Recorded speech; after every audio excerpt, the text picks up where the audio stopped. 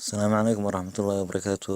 Saxaabi waxaan iniila wadaagayaa maanta application yar oo lagu isticmaalo marka wifi-yada amba daatooyinka laynaga xidho ee xagga shirkadda laga soo xidho, WhatsApp oo kale, Fiber oo kale iyo Facebook waxyaabaha social media marka ay arrimo xasaasi jiraan sida marka doorashooyin la galayo kale, sida Somaliland hadda looga xidho kale. Application-kani aad buu u fiican yahay dhammaan ila yara fahma waxaan leeyahay Ultrasaaf waa ka halkan ku yaala, waa ka application-ku deeto Play Store-ka kasoo dejista.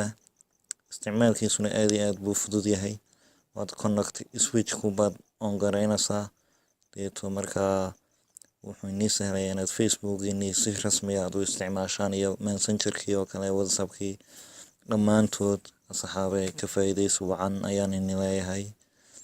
waxaan ini leeyahay please subscribe aad baad u mahadsantihiin. Salaamu calaykum.